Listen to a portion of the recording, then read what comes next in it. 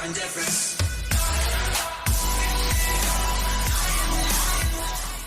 guys, welcome to my latest Diablo 4 video. This time it's just a few tips and tricks to get your hardcore character to at least level 50, because as you can see that's where I'm at now. For the PlayStation it gets you a trophy. I mean I'm running it on PC at the minute. I just want to keep going, see how high I can get it. It's been a bit of a rough journey because I really want to do a Diablo. I mean I'm a Druid build. I could have done a sorcerer, I could have done a necromancer, I could have done a rogue, and it would have been a hell of a lot easier, but I really like the druid and I wanted it to work. So the grind really has been finding a build that works well, and I found one that I thought works really well. I've tried landslide builds, I've tried shred builds.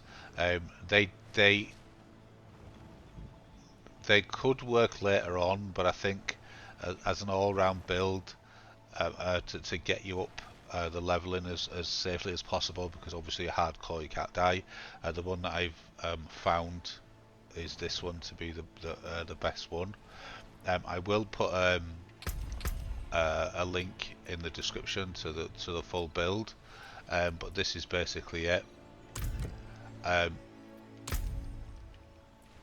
It's using it is using the landslide, but you're not actually using it. If you look, it's not on my skill tree, on my skill bar. It's actually the poison, the poison creeper actually uses it. So your main two is the whirlwind and the lightning, which is it is the druid, so it does take a little bit, but if you can control your abilities pretty well, and let your more powerful skills do the business for you, it's a really good build to use. Like I said, I put a link in the description of that build. And now I'm going to move on to the Paragon tree. Another good tip as well, especially for starting out, is to try and make sure that you've got all of these maxed out to as far as you can. So like obviously I kept it on world level 1, which I suggest everybody should do, because the XP is not worth the time it takes to go to level 2 for hardcore. If you just do a normal soft core, I mean, just do whatever you want to do, because the characters tend to be a little bit quicker anyway.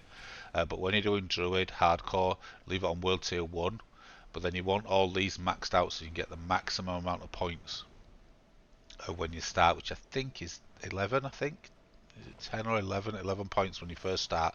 So already just off the bat you're really strong, and you've got a build to start with. The other thing is the Altar of Liliths. Try and unlock as many of them as you can. I mean, I have got a good lot of them, but that also means that when you start, you end up with a lot of strength, dexterity, and all that good stuff. And then obviously there's your orbs. You can carry more of those, so you're not having to fast travel back every 2 minutes to spend them. Another tip with the orbs as well: don't bother wasting your time doing them on weapons. If you do want to spend them, I would definitely. My tip would be jewelry, especially in the beginning, because it might take you a little while to get the amulet and things like that. So yeah, just spend it all on amulets. Or what I tend to do is I tend to max out my keys. Well, can't max out, but you know what I mean. Spend quite a lot on keys, and then start buying amulets and things like that. What I did to get up to level 50 was I did the first mission, which is up here. It's around this area, to unlock your vampiric powers, and then I just went from vampiric areas, cleared them all. So I would do everything that's in there to get the maximum points, and then I would just run around doing all of these. They're all over, but I try and stay away from the missions unless I need the blueprint. I stay away from the missions because they do take a lot of time. Whereas you can get quite a lot of these done, and then you can quickly get back to the Tree of Whispers, and that gives you good XP as well. Other than that, I think everyone knows about this one. As soon as you get to level 5, you want to start crafting the elixirs so you can get the XP bonus. yeah, but that is pretty much it really. Try and get everything unlocked. As you can see, I still haven't got some things unlocked, some fast travel points, but I haven't needed to do them. Um, what I would suggest for the Druid as well, for to get the what's it called, or the Spirit Booms, I waited until I was level 30. Now you can do it at 15, but I've in the early days, like last season, and when I first started doing hardcore, I kept dying all the time doing that, and that's because you're just not strong enough to take on the stronghold. So I would wait until I'm around level 30 and then go do it. And I did that for two reasons. One reason, like I just said, was to make sure that I was strong enough. Another reason is to make sure that I had enough of the spirits, so I didn't have to then go farming.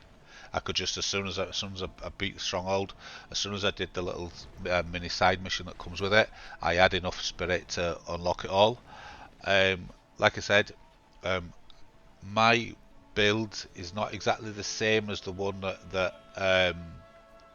is going to be listed, so I'll change any bits that I think need to be changed, or I'll put in the description what needs to be changed, but pretty much most of it is the same. I think it's only the vampiric powers that I changed. I cannot do that here. And the only reason for that is because a really good lifesaver is the hemomancy hemomancy, which I will pronounce it anyway, but that is the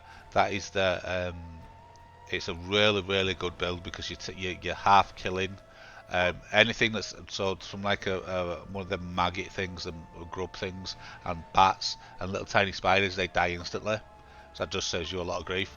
And also whilst for argument's sake you're battling a boss in front of you, this talent is slowly killing the other things that are around you. Every 4 seconds it takes some health away from them, so it's a really good backup. So that's a definite, and every time that I can upgrade it, I will upgrade it to get more out of it. But that is a definite one. So I'll put in the description which one I swapped out for that one to get that one to work. But yeah, that's my little tips to get to level 50. If you want to stop there, if you're on console, it's fine. You know what I mean? It's you get your trophy and then you don't have to continue. But I am going to continue, and hopefully I'll do another video around 75, because what I'm going to do is I'm going to try and not go up the world tiers too quick. Like I could go up to world tier 2 now and then up to world tier 3. I'm going to wait until I'm around 75, and then I'm going to see how quickly I can get through the dungeon. If I can get through the dungeon pretty quickly, then I'm going to go straight up to world tier 3, and then I'll wait till I'm about 90, something like that, because for some of these builds you need the rare items, but the rare items only drop when you get to level 85. So I gotta take it easy. I gotta take my time. I gotta be a little bit patient, and then I hopefully will get to level 85 without dying. But hopefully, the second part to this video will be around 70, 75, and whatever new tips and tricks that I found, I'll share them as well. Enjoy.